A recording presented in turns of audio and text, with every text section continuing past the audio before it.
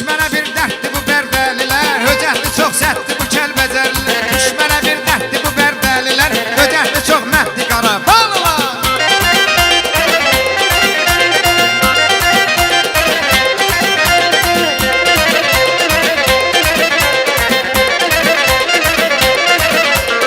Yerlər dağıtdılar başını, qarda qoymur Azər qardaşını.